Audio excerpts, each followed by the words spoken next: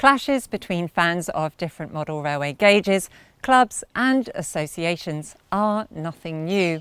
But while in the past old scores could be settled between populist 00 gauge modellers and lovers of N-gauge on the battle-weary pages of online forums, things have recently turned a very dark corner, with a fresh rise in renewed hostilities between model railway clubs. Indeed, what we're witnessing is a return to the scenes of 1980s, where football fans terrorised the terraces. This time though, it's not the terraces, it's not football fans, it's model railway shows where angry scenes are rearing an ugly head. In this special investigative report, I go behind the scenes to get to the heart of the issue of model railway gang culture, speaking to one of the most feared model railway clubs in the country to ask, when will this senseless rivalry stop? The Hadlow Model Railway Club in Kent is one of the most hated model railway clubs in the country, and proud of its tagline, "No one likes us, but we don't care."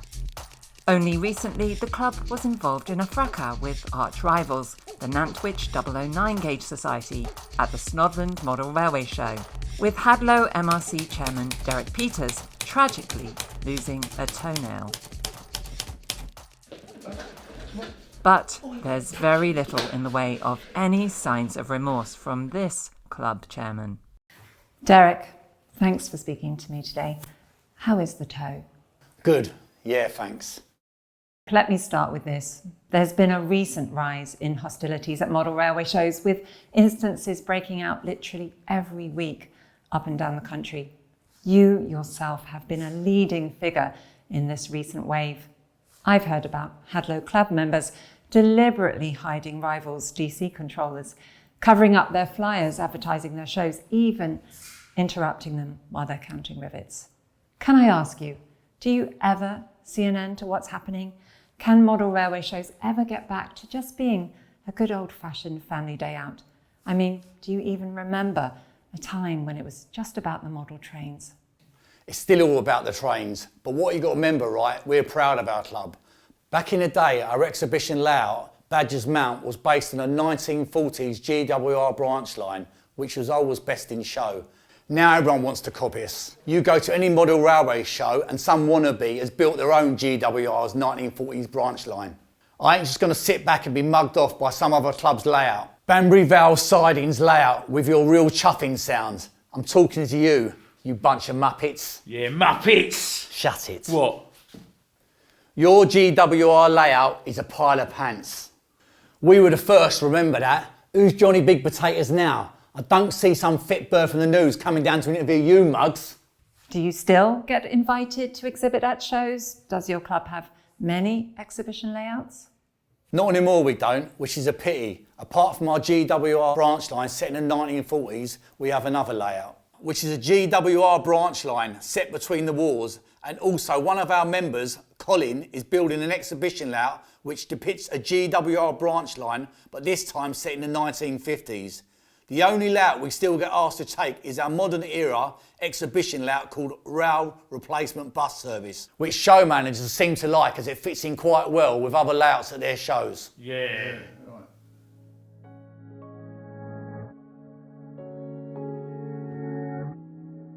While the number one rule of model railway clubs up and down the country may be, what goes on at model railway clubs stays at model railway clubs, unfortunately, the rivalries are having a devastating effect on club members' families. Derek's mother and much younger wife tell me that life has become unbearable living with a railway modeller with a reputation such as Derek's. I don't know where to start. Growing up, my boy Derek, he was lovely. He was such a nice boy, kind, polite, quiet. He wouldn't say boo to a goose. And then my late husband Keith started taking him to all the model railway shows. He loved them. And I thought it was a good idea because I thought they're doing something together, you know. Who'd have thought it? I blame myself, really. I remember Christmas 1974, I said, let's get Derek Kaplunk. Now, all the kids wanted it. It was the toy for that Christmas. Keith said, no, we're going to get him a train set. I should have stood my ground. I should have put my foot down. Who'd have thought it? Oh, Pat, you can't blame yourself. We've talked about this. Derek started going to the club more and more. Then he started bringing these men wearing fleeces back to the house, staying up late, making static grass and drinking Horlicks. That's when he got in with the wrong crowd. There was Colin, Keith, another Derek, 2 more Collins, and finally another Keith. That's when the club took over his life. I tried my best to save him, save our marriage, but nothing. I even tried, putting on something nice for him. Tried a bit of sexy role play with me being the station announcer and him being the station master, but he'd lost interest. The romance had gone. The final straw was when I looked under our bed, and do you know what I found? I found a stash of magazines. German, Faller model railway building, back catalogues from the 1970s.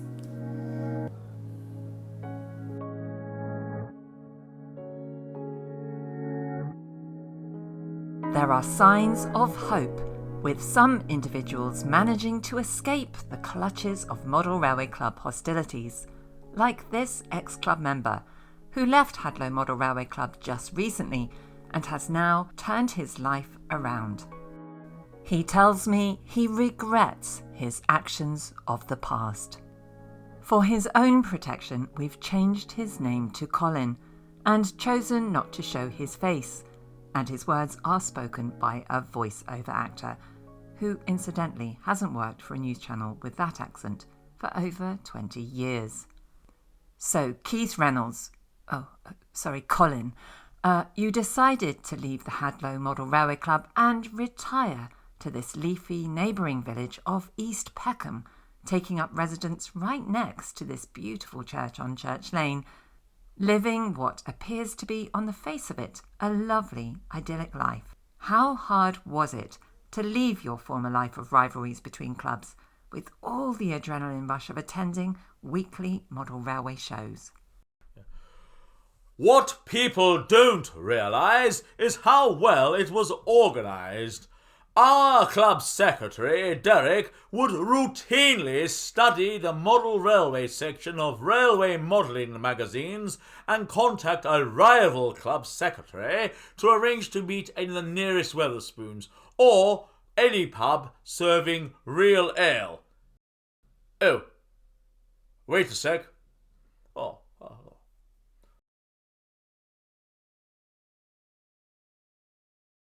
For a bit of a ding-dong, before heading to the location of the actual show, where we'd create a ruckus until members of the local constabulary were called to break it up. I hated that life. I now truly regret what I did back then. The British Transport Police are having to move resources from dealing with football matches to addressing more contentious issues between rival model railway groups attending shows around the country. Chief Inspector Barnaby Berserak explains some of the challenges this raises for policing such events. There has always been a need to police transport hubs at railway stations, hence why the British Transport Police was set up in 1892 to deal with ne'er-do-wells and beggars. And of course, since the 1930s and the success of the Enid Blyton books, more and more youths have been causing trouble with train spotting. 4 years ago, I was put in charge of a new unit solely set up to deal with youths train spotting on the network and the so-called postcode wars between these gangs. However, it has become even more serious now. It's no longer rivalry just between postcodes. You mean it's gone beyond the usual postcode boundaries? Yes, These days it can even be between station platforms. It can be dangerous, for instance, for a spotter normally taking numbers at, say, Acton Main Line, Platform 1, to cross to Platform 2 and be confronted by rival spotters. However, more and more of our time is spent dealing with model rail clubs, visiting local shows and tackling the antisocial behaviour we encounter. When I was a constable, there were football hooligans, such as the West Ham fans who used to travel round the country by train and called themselves the Intercity Firm, ICF. However, this new breed of model railway thugs are clever. They try to confuse us by calling themselves things like Transpennine Diesel Multiple Unit or East Voyager Mainline Not Stopping at Peterborough Crew.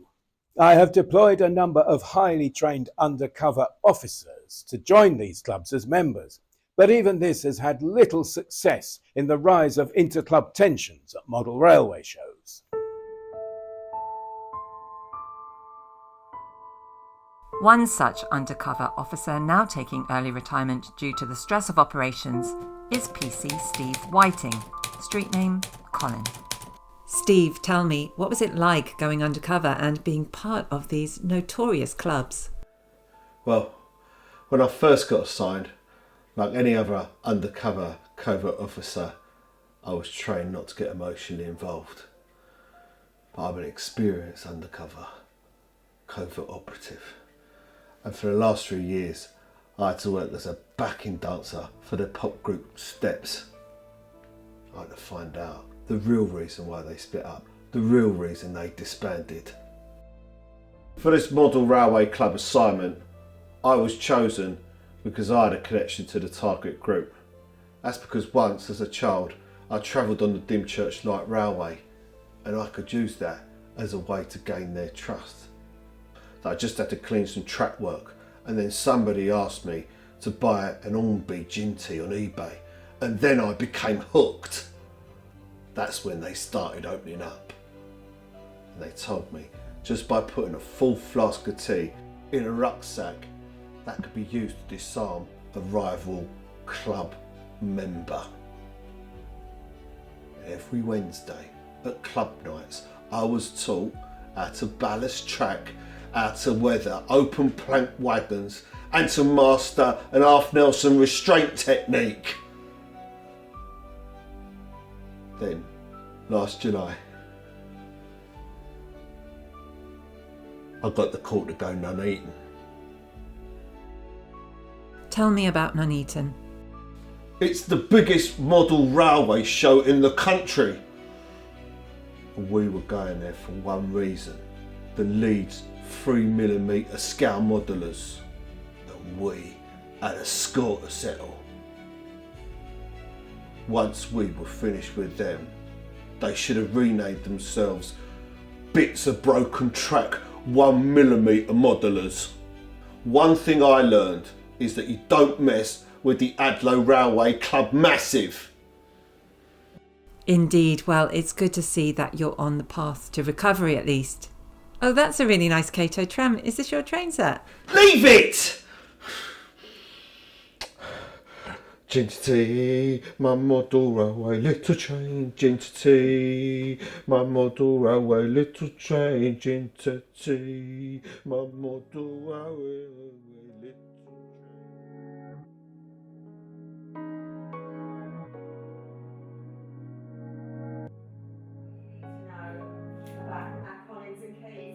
Hands up. Who's been distributing their leaflets, please?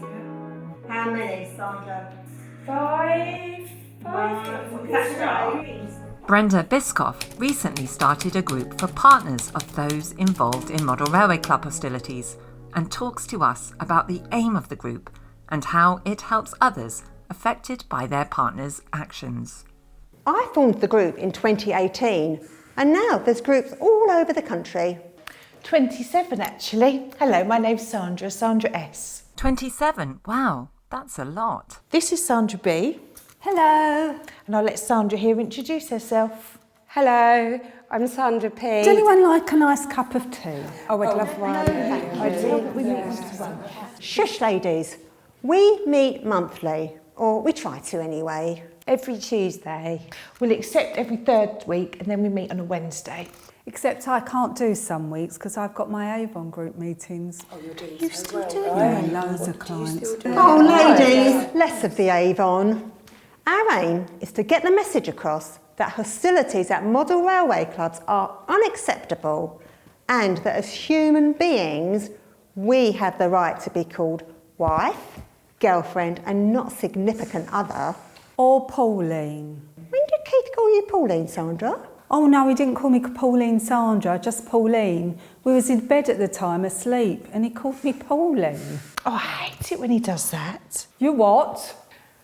Brenda, tell her about the slogan.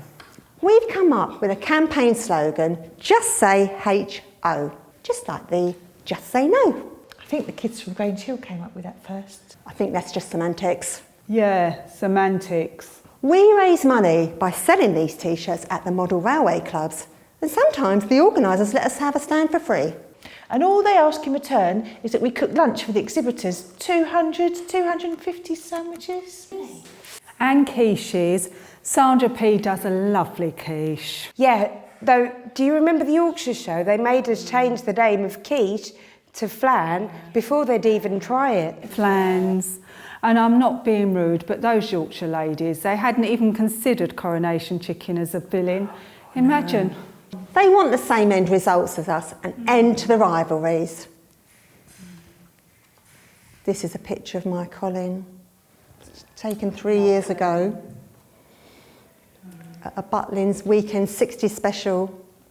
The last photo we had together before he got into model railways. And this is me and my Keith. This was a day out at Chartwell. Oh, it was a lovely day. We used to be members of the National Trust. And this is me and my Colin at Osborne House. We were English Heritage members. Our membership's now expired. Well, this is me and Colin and Keith on one of our weekends away together. What weekend was that? Oh, that was Historic England. Historic England. Yeah. Historic England.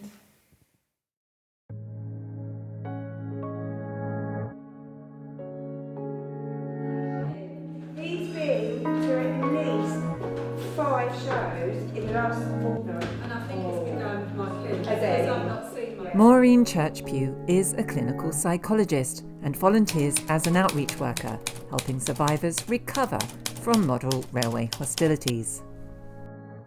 I work alongside Campbell University in a structured 3-year program where we try to guide those involved in model railways back into normal society.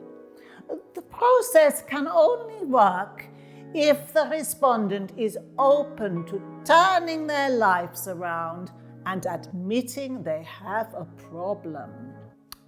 This can be done either by the subject admitting this, or in more extreme cases, I use the kinetic neuromass Lenkenic method developed over a number of years by Dr. Hertz van Rentel. It involves, by means of gentle persuasion, reprogramming their mindset. Yes. No. Yes. No. Yes. No. The next stage is to try to get them to disentangle their understanding of things from those the rest of society take for granted. Now, I have here a picture of your wife, Sandra. Now, can you tell me what her name is? Significant other. Sandra. Significant other. Say Sandra. Significant other. Let's try something else. The final stage is to try to take them away from the world of model railways altogether. And we do this by handing them a copy of any railway magazine, and then in a controlled, safe environment, replacing it with a publication which will automatically trigger anger. Would you just give me the copy of your model railway magazine? I promise you, you will get it back. Now, well done. You're doing very well. Now, take this copy of the Daily Mail. Now, I would like you to open it at any page and read to me what it says. Coming over and using our libraries and eating vegan food? Not on my watch. Get a proper job. We then carefully, without them knowing, introduce another publication, taking the person away from hostile thoughts and helping them see the world outside of model railways. So how about a nice Screwfix magazine? Ooh, ooh, U-bends, pipes, I like. You're doing so well. Let's see if we can move on. Lastly, we introduce banal publications requiring no thought process, such as gossip magazines. Now, let me take that from you and we'll try a nice, banal publication. Very lovely pictures.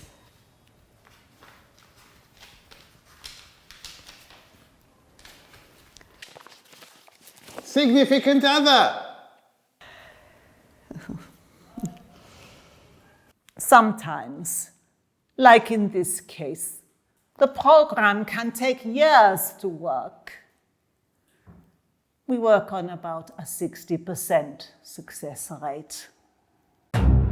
Sadly, the problem isn't just limited to the UK. In America, the National Association of Railway Modelers runs holistic wellbeing programs for their members. One such wellbeing guru is Hank Winkelberger from Orange County, Illinois. He's been working closely with local model railway clubs across the whole state. He joins me now. So, Hank, thank you for joining us. Nemesis. Don't you mean namaste? What is a word but a random collective of letters in an audible or transcriptive state? Okay, well, let's start with this. In the US, you're tackling the problem of model railway gang violence in a different way to us here in the UK. But does your method have proven results? Well, there are two ways of looking at this. Firstly, does the method used to create the calm and thoughtfulness, or can it be that through thoughtfulness, we actually can create a sense of calm? Okay, well, let's get back to my original question. What are your thoughts? I think that if I was to convey my thoughts on this subject, it would restrict the narrative to a one-person opinion, which may not reflect society as a whole. Okay, well, the US being much bigger than us here in the UK is the problem. Does it follow that the problem of model railway gang violence is much bigger than it is here? Without coming across as an elitist, which would be so uncool and not very American, it's collectively agreed that HO is used all over the world, apart for in the UK with your double O. And so the problem is bigger. It would be like a commercial simile, comparing our all-American great Big Mac to that, English wimpy bender in a bun. That's only you English have. What is that? It's just a round hot dog thing? Well, it's a Frankfurter, actually. Then why not make it your British wimpy all German? What is it with you Brits and your history and culture? Get over yourselves. Jeez. Well, stay calm. Relax. Breathe. Sacra. Sacra. It's chakra, actually. Well, let's continue. You are a part of the National Railroad Association group. What is it you actually do to end the tensions between model railway gangs? I as a collective, promote an inclusive, member-only free subscription-based workshop, which you can simply drop in and sign up for on the first Wednesday of the month at 8 p.m. The goal is to empower our energies to a positive and symbolic emotions and eradicate post-trend cilantro thoughts on the concept of what is model railway. Well, thank you, Hank, for that informative solution from across the pond. And just for the record, Mr. Whippy beats your Ben and Jerry's hands down, so get over yourself.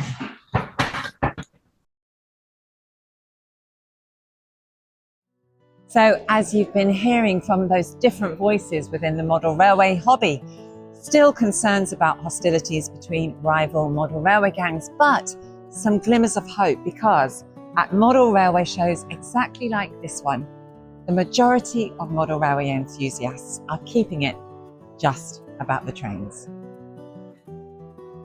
If you or anyone you know has been affected by this programme or rivalries between model railway clubs, please call our special dedicated hotline, Just Ask Colin, where you can speak to someone in confidence. Call 009 000 009, and if Colin isn't there, just ask for Keith or Derek.